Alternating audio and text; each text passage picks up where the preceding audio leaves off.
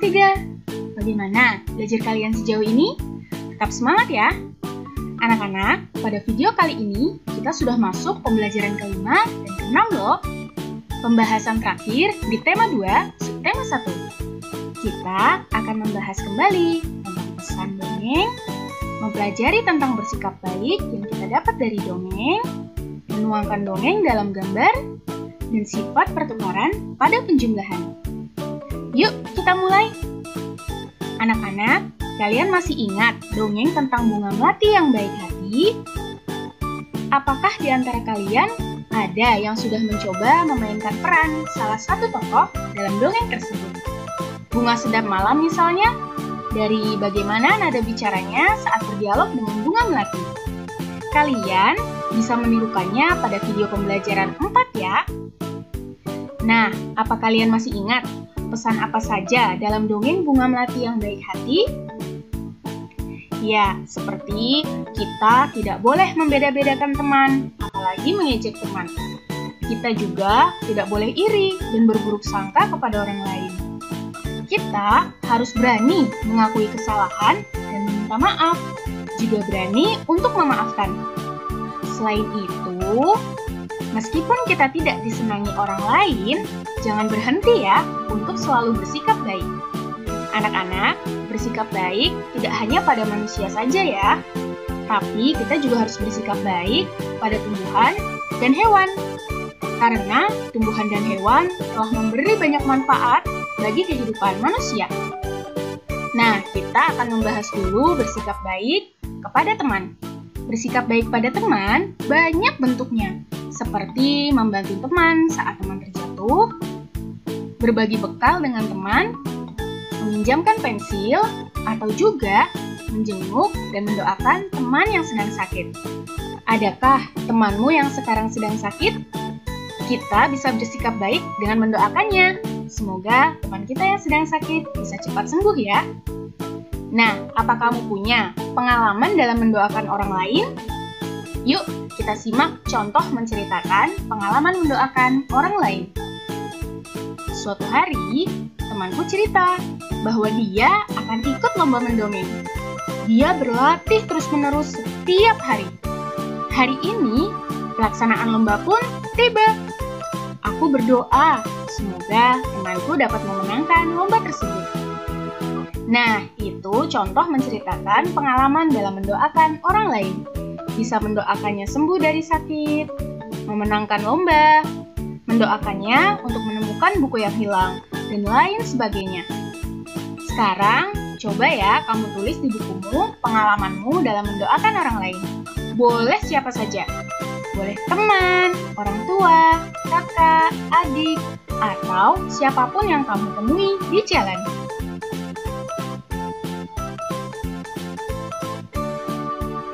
Kalian sudah mengetahui bersikap baik kepada sesama, kepada teman kalian. Lalu, bagaimana ya bersikap baik pada tumbuhan dan hewan? Sebelum kita cari jawabannya, yuk kita simak dongeng berikut. Dongeng ini berjudul Petani yang Baik Hati. Kalian bisa membaca dongeng ini di buku paket halaman 44. Kita mulai ya.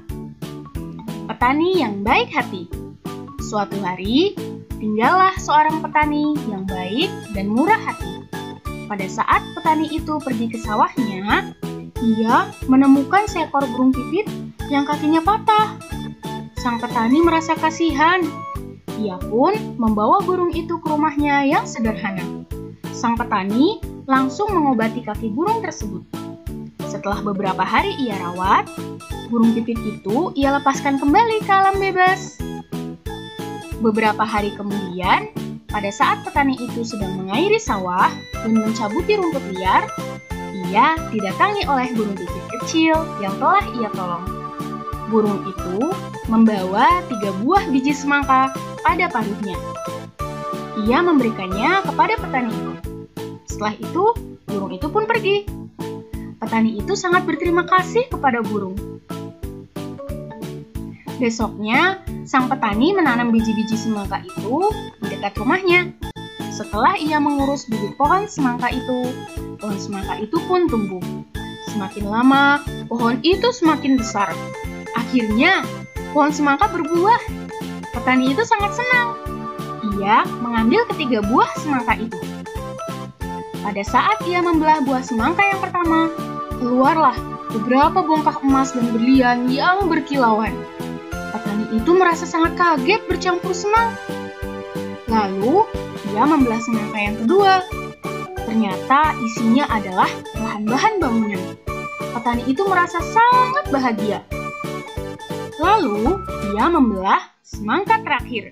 Ternyata, keluarlah para pekerja yang siap membangun istana yang megah untuk ia tinggali. Akhirnya, karena kebaikan dan ketulusan petani itu, sekarang ia menjadi orang yang sangat kaya raya. Ia selalu membagikan hartanya kepada orang yang kekurangan dan selalu menolong orang yang butuh pertolongannya. Wah, bagus sekali ya dongeng tentang petani yang sudah kita baca. Coba menurut kalian, pesan apa yang bisa kita pelajari dan kita tiru dalam kehidupan sehari-hari dari dongeng tersebut? Kita bahas bersama-sama ya. Beberapa pesan yang dapat kita ambil adalah bahwa kita harus senantiasa berbuat baik, sekecil apapun itu. Seperti petani yang telah berbuat baik pada burung pipit yang terluka. Perbuatan baik pasti akan dapat balasan yang baik juga. Layaknya yang dilakukan dan diterima oleh petani yang baik hati. Pesan selanjutnya, kita harus senantiasa menolong orang yang membutuhkan pertolongan. Nah, anak-anak, dengan berbuat baik seperti petani tersebut, hati kita pasti akan merasa tenang dan senang. Setelah kita tahu pesan apa saja dalam dongeng petani yang baik hati, coba kita ingat lagi. Apa saja sih sikap baik petani itu pada hewan, tumbuhan, dan bahkan pada sesama manusia? Sikap baik petani pada hewan, seperti menolong burung pipit yang terluka. Petani itu juga melepaskan burung pipit ke alam bebas setelah burung pipit sembuh. Petani berterima kasih pada burung pipit karena telah memberikannya 3 biji buah semangka. Sedangkan sikap baik petani terhadap tumbuhan seperti telah merawat tanaman semangka dengan baik hingga tumbuh besar dan berbuah. Sikap baik petani pada manusia yaitu dia tidak sombong meskipun sudah kaya raya dan tetap mau berbagi dengan sesama. Jadi, selain pada sesama manusia, petani tersebut juga sudah bersikap baik pada hewan dan tumbuhan. Mengapa petani tersebut mau bersikap baik pada hewan dan tumbuhan? Ya, karena petani itu sadar bahwa hewan dan tumbuhan telah memberikan banyak manfaat untuk manusia. Jika kalian menemukan sikap baik lain dari petani tersebut, kalian bisa tuliskan di buku kalian ya. Sekarang, kita coba yuk menuangkan dongeng sesuai nomornya dalam gambar yang sederhana. Contoh, dalam penggalan dongeng yang pertama, ada cerita tentang seorang petani yang membawa burung pipit yang terluka. Maka, kita bisa menggambarkannya seperti ini. Nah, 4 penggalan dongeng selanjutnya, kalian lanjutkan secara mandiri di buku kalian ya. Semangat mencoba! Oh iya anak-anak, sikap baik selain yang sudah disebutkan tadi adalah sikap jujur. Seperti yang dilakukan Dayu, jujur saat mengerjakan ulangan. Dayu sedang mengerjakan soal matematika tentang sifat pertukaran dalam penjumlahan. Kita sudah membahas ini dalam video sebelumnya. Apa kalian masih ingat? Yuk kita ingat lagi dengan melihat contoh berikut. Ada 2 bilangan yang dijumlahkan, yaitu 365 ditambah 662. Hasilnya adalah 1027. Nah, sekarang kita balik ya posisi bilangannya. 662 ditambah 365. Berapa hasilnya? Kita tidak usah menghitung lagi ya. Jawabannya sudah pasti sama, yaitu 1027. Nah, 2 bilangan yang dijumlahkan itu, meskipun posisinya ditukar, maka hasilnya tetap sama. Itu disebut dengan sifat pertukaran dalam penjumlahan. Diingat-ingat ya, namanya adalah sifat pertukaran. Sekarang kita lihat contoh soal cerita berikut. Dayu mengumpulkan biji kacang merah sebanyak 500 butir. Biji kacang merah ia letakkan pada kotak berwarna hijau. Siti mengumpulkan biji kacang merah sebanyak 610 butir. Ia meletakkannya pada kantong plastik. Berapa jumlah kacang merah Dayu dan Siti? Berarti harus kita jumlahkan ya. Tadi dikatakan ada 500 kacang merah dan 610 kacang merah. Jumlah semuanya adalah 1110. Sekarang posisi kacang merahnya kita tukar.